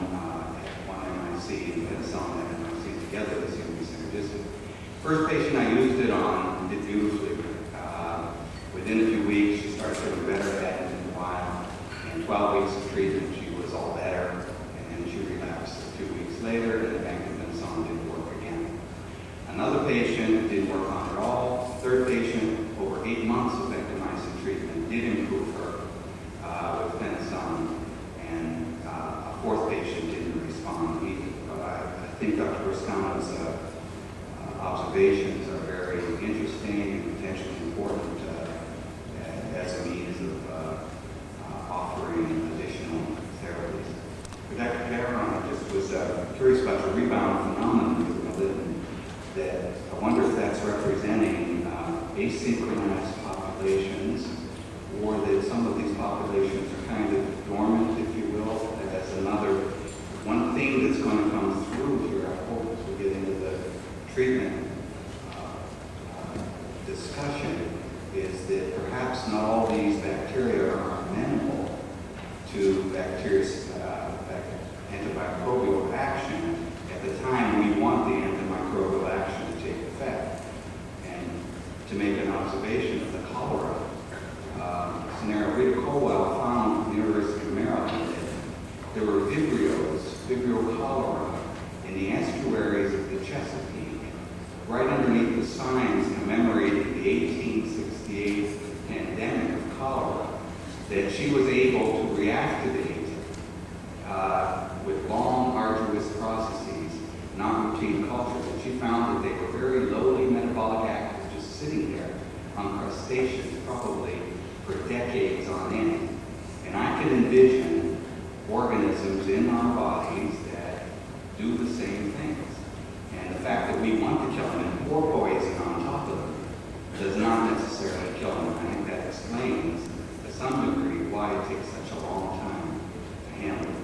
So I guess back to Dr. Caron about the idea of maybe you might want to try your melatonin at different stages of the growth, at the beginning, at the end. You want to synchronize them ahead of time and see what happens. I certainly agree with your observation. As a molecular geneticist, I would be interested in any organisms that might prove to be resistant as a potential selectable marker, for example, to use in genetics. On the other hand, it is not clear at all how this family of compounds work. There are some who believe that they form a structure in the membrane which provides the channels or the hole, but based on the time involved, that is a very small portion of the growth cycle. I think that's unlikely in terms of borrelia. There really is a physical effect of punching holes in the membrane. I would also say that that data has been repeated in artificially produced membranes and phospholipid membranes. So there is clearly a mechanical aspect to this. But the more interesting one is your observation of a biologically resistant strain based on perhaps slow growth or no growth.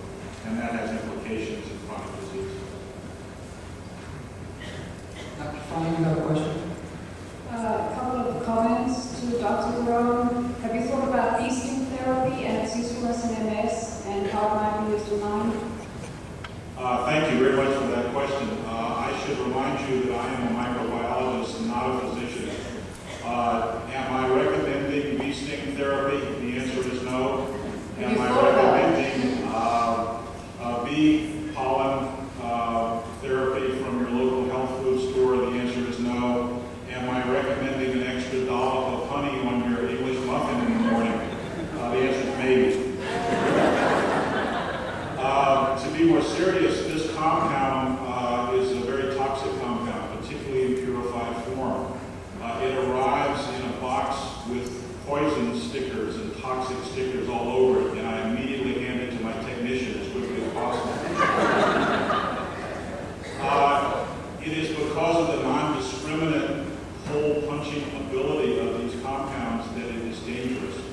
If you were to take this compound, it would proceed to punch holes in your cells, particularly red cells, and that has been shown in the laboratory. So I am not recommending this as a treatment. We hope it will perhaps turn into a treatment in the future. And to Dr. Donta, as far as blood testing is concerned, I do believe you're right about two different groups of people. Those that are seronegative at the beginning are frequently the more chronically ill patients who have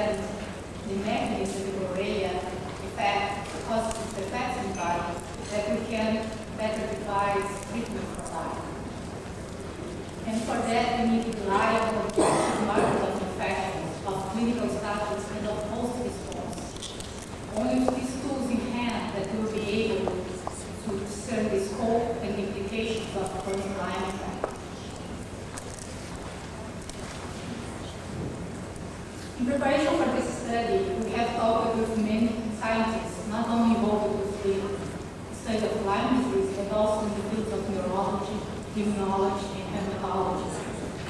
And this study was divided with the help of investigators at the National Institute of Neurological Disorders and Stroke, the National Institute of Depression and Communication Disorders, the National Institute of Mental Health, and with leading Lyme specialists at Stony Brook, New England Medical Center, Mayo Clinic, and others.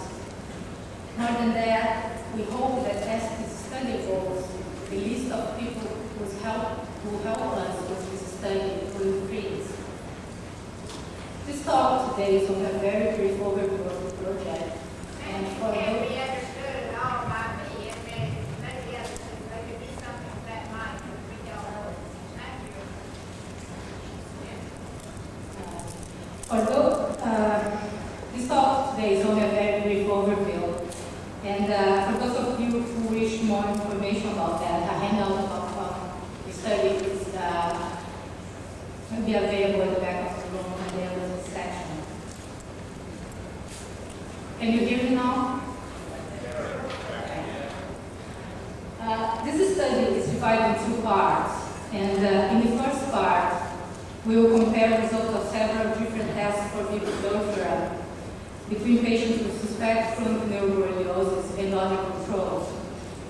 The goal of this part is to identify parameters that could be used to substantiate the fall of chronic infection. We also want to evaluate the extension of infection and the immune response of patients with neuroborreliosis and controls. The control group includes patients with Lyme arthritis, people who have had Lyme disease, received therapy, and recovered, people who have been found to be still positive for Lyme disease. And this group will be compared with patients with multiple sclerosis and normal volunteers. All of these people will undergo a very extensive evaluation. The evaluation will include a full clinical neurological exam, laboratory assessments, lumbar puncture, high-resolution MRI, and that's a special MRI that will be developed for the MS patient. They have been very successful on the referral clinical trial. Audiological evaluation, including evoked patients, neuropsychological testing, and very extensive immunological study, including neuroimmunological studies. These studies include cytokine and lymphocyte response. For this study, all patients and controls, with the exception of the multiple sclerosis patients and the normal volunteers, will be seropositive with positive Western blot or enrolled in the study. To enter the study, patients expect to have chronic neuroborreliosis, need to have persistent neurological symptoms or signs for a minimum of 3 months. They also should not have any other documented explanation for their signs and symptoms, and they should have been off antibiotic therapy for at least 1 month before entering the study. The entry criteria for the other groups are specified at the handout. We are giving special emphasis to assays that we expect to give us objective evidence of persistence of infection, and we will search it using PCR, antigen capture assays, microbiology culture, specific antibody reduction. Also, the increased number of cells at the CSF will be considered persistent, fighting persistence of infection. Patients who have expect to have chronic neuroborreliosis who have evidence of persistent infection will be offered 4 weeks of therapy with ceftriaxone in the second part of the study. They will then be sterilely evaluated and using a battery of tests similar to the one used in the first phase of the study. In this way, we'll be able to correlate variations of the different tests with clinical course. An important part of both of this study will be preparation of a uniform and well-defined bank of clinical specimens. This bank of specimens will be available to help evaluate the new tests for Lyme disease in the future. We think that these initial studies involving very selected patients will provide new information about chronic Lyme disease and suggest additional avenues for patient care research. We realize that the patient group that we are starting with may represent only the apex of a pyramid of diseases that might be related to the blood infection. However, the intention of this first study is to develop 30 answers in a one well-defined patient group that might eventually be applicable to others. This is the NIH Clinical Center where the evaluations will be done, and it's a combination of a research hospital clinic, and especially designed to bring medical research to the patient's bedside. Patients who come to the clinical center receive clinical care that relates to a specific research protocol. And they are our partners in the research. They really share with us the challenge of it.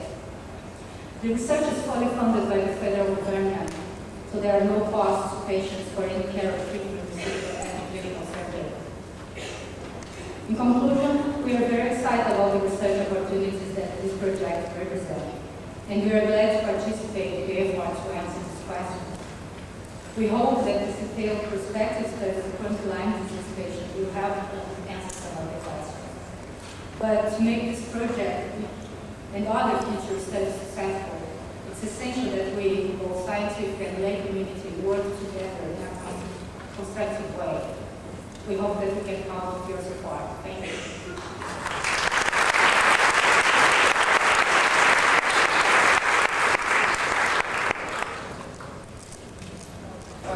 The organizers, the presenters, and all of the participants. It's been a wonderful meeting. I'd also like to remind you that we are going to have a live connection into CompuServe's Convention Center.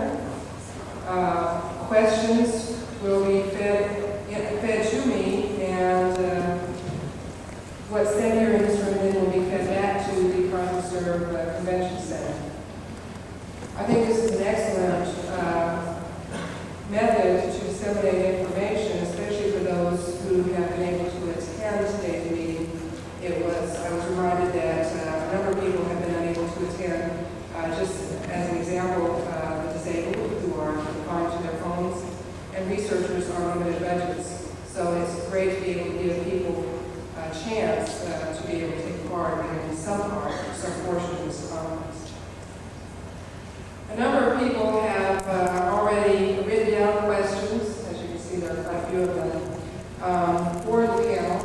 The first question I'm going to read is one that I can answer myself, and then we will go ahead and move forward. I've tried to group questions per category, but there may be some that are out of order, and of course we'll get some questions from the people who are online. The first question is, what are the parameters for reporting Lyme disease to health departments? I would assume that many of the states are very similar to the state of Texas, so I'm going to answer the question as if you were asking how to report Lyme disease in that state. Any healthcare professional is required to report a suspected or confirmed case of any reportable disease, including Lyme disease, within 1 week of suspecting or confirming that disease.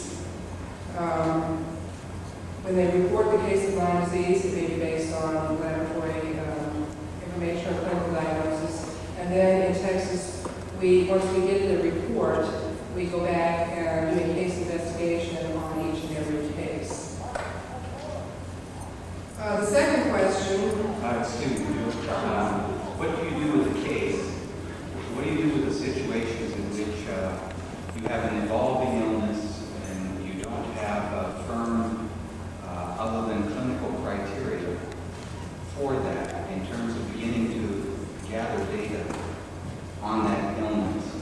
I've been involved with gathering the data for Lyme disease for at least 10 years now, and what I like to do is use two different numbers. I'll report the number of cases or suspected cases that have been reported to our state, and then I will report the number who actually met the very stringent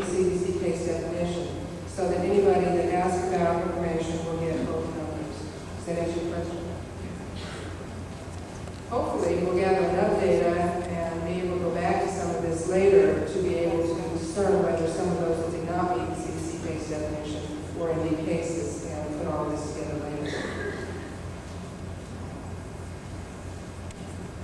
The next question is very general. The white-footed mouse who transmits the spirochete to the tick, how does it get the spirochete, and does it have Lyme disease? Well, white-footed mice and other rodents do act as reservoirs for the Lyme disease spirochete, and reservoirs, just by the nature of that, of their being reservoirs, do not get sick from the illness. They just have, once they get infected from a tick, then they carry the spirochete for the rest of their life. Next question, how rapidly do the spirochetes multiply in the body? Does somebody want to take that one?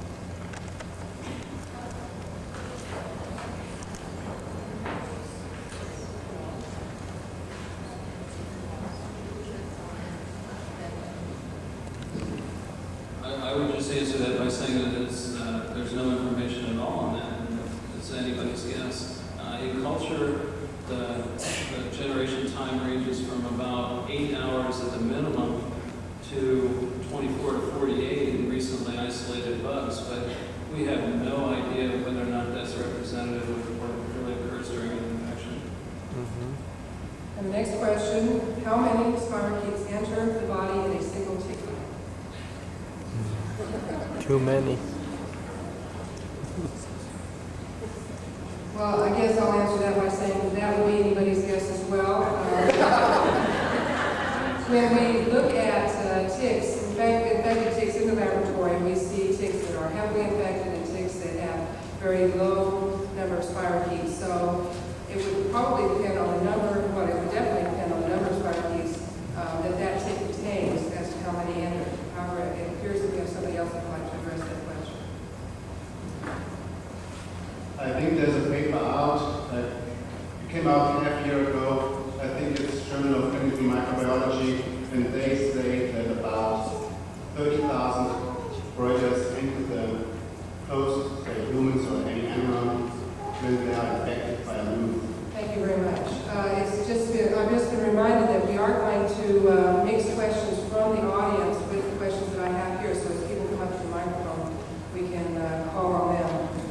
And I also have a note here that we would like to, there's an announcement from a person who wants to talk about donating to the Lyme Disease Foundation. She has some details of the work.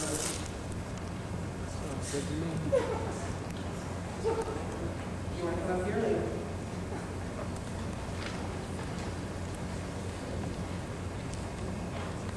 Hi, my name is Jill Auerbach. I just wanted to let you know that there is something, as patients, we feel that there isn't too much we can do. But this is something that my husband and I have done this year. And we both work for companies that participate in United Way funding campaigns. And this year, I convinced him, as well as myself, to target on our donations each pay period, to target on our forms that LDF, which, as you know, is a nonprofit organization. Many large companies also have matching grants funding. This may be available to you as an option, your friends and your family. And if you wish to target your donations for Lyme disease, you can do so by doing it on your United Way form. And on mine in particular, I just turned it over on the back and filled it out with the Lyme Disease Foundation. My husband was a little more involved, but when you're giving donations on a regular basis through work, it's a wonderful way to be able to give money to Lyme disease. And contributions such as this make these kinds of programs and research possible, and we all have to do what we can to try to beat this disease. Thank you.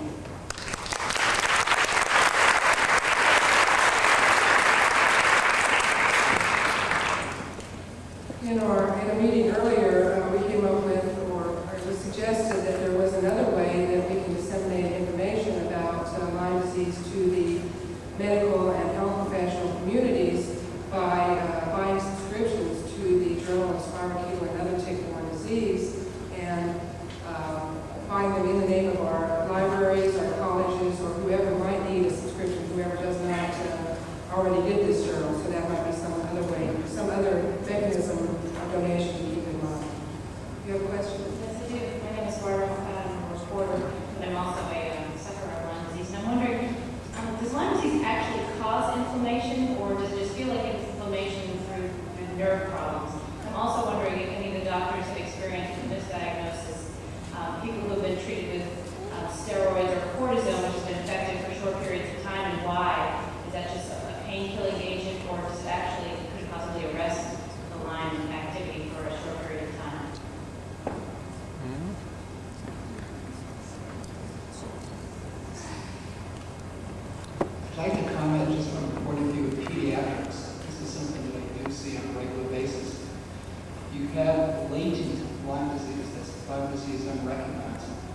receive any of the standard immunizations, your disease can be reactivated. Instead of quieted, it's actually reactivated. As a matter of fact, in the rheumatological literature, perhaps Leslie Lyme, who's here for comment, it's well known that if you have active juvenile rheumatoid arthritis, you should not receive any of the standard immunizations, any of the standard shots, the DPT, measles, flu shot, because these are known to reactivate the arthritis phase of that disease. But the same thing happens in Lyme disease. And I've seen a number of patients who we clearly can state that their symptoms started within 2 weeks of receiving the measles, mumps, German measles shot, for instance, which is mandatory for 5-year-olds in New York before they start kindergarten. And I see any number of children who present with arthritis whose symptoms began within 2 weeks of receiving that immunization. To answer the first part of the question, there is an inflammation. Does cortisone help the disease? That's a very controversial area. Perhaps some of the other panelists could address it. However, cortisone itself has a problem in that it can enhance the infection. And if cortisone is used in too high a dose or for too long a period of time, the infection itself will run rampant. So you have to watch when cortisone is being used any time longer than 5 days. I generally think of Lyme disease as not being the inflammatory disease that you see in your typical rheumatoid lupus with high sedimentation rates and vasculitis. Having said that, there are certain elements, certainly by pathology and animal models, that suggest that the joint disease has some element of inflammation. And in human studies, you do see some elements of inflammation, although nowhere near the amount you see in a rheumatoid joint or a sickle joint or a traumatic joint or an infected joint. So there's probably some degree, and as far as the nerves, the perineural inflammation and the vasculitis that occurs suggests that it's inflammation. But overall, I think that there is not solid evidence that the primary mechanism of disease is through inflammation. But I view that it's an unclear answer. I would agree with the steroid question. In my limited experience, patients who've been on steroids, for better or for worse, mainly for not Lyme disease, but who have Lyme disease, they seem to have had a worse progression after that fact until they get on antibiotics. In infectious diseases, we have changed our thinking, and as long as we know what the infectious agent is and are giving an appropriate antibiotic, like in meningitis in children with H. flu, then actually giving steroids in that situation, which is an acute situation, that we may be able to decrease some of the consequences of that infection. That's giving the antibiotic in conjunction with the steroid. I doubt that applies in a subacute or chronic disease like Lyme disease.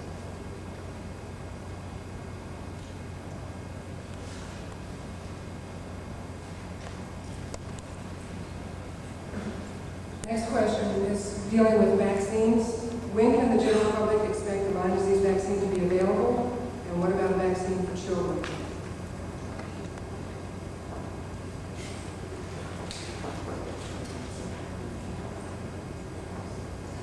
Also, along that same line, in light of the imperfect nature of the lab test, what would happen to people inoculated with the vaccine if in fact they do have Lyme disease, despite seronegativity or lack of CDC criteria?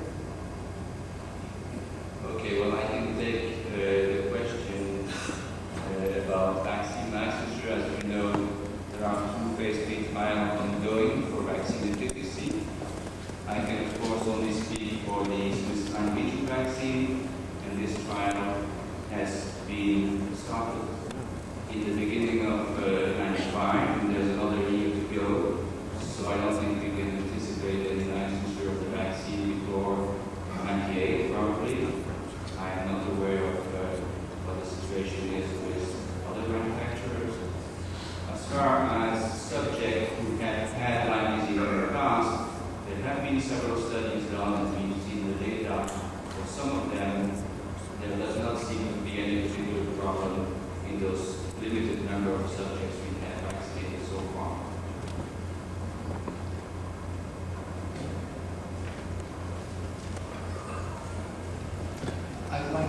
gentleman, if he's aware of any studies being done on children with the Lyme vaccine. Right, I'm sorry.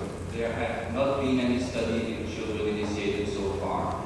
I think the general thinking is that we need sufficient safety data in adults prior to proceeding to children. But certainly this is the next step. Thank you very much. Okay, there are some general questions about laboratory testing. First, a person wants to know what is the difference between IgG and IgM.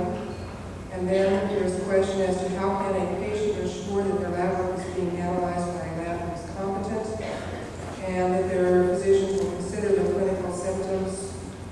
And I guess then it goes on to say, how can a patient guide a physician toward more careful consideration of Lyme disease without offending him or her?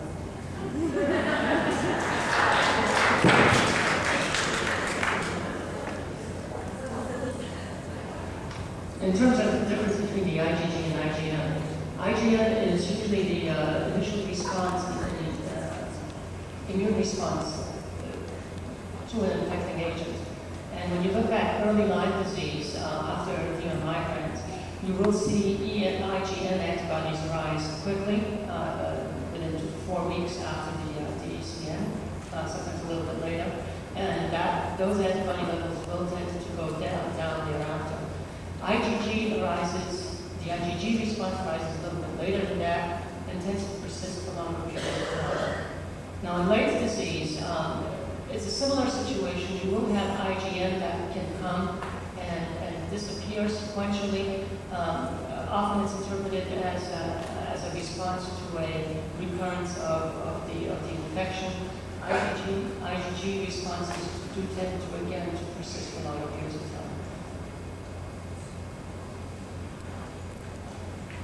Another question along the same line, I think that will help with the question, or goes along with the question about how can one choose a lab that does good tests for Lyme disease is, says since we have no laboratory test that proves a patient has chronic Lyme disease, what criteria can be used to tell a patient that they do not have or cannot have Lyme disease?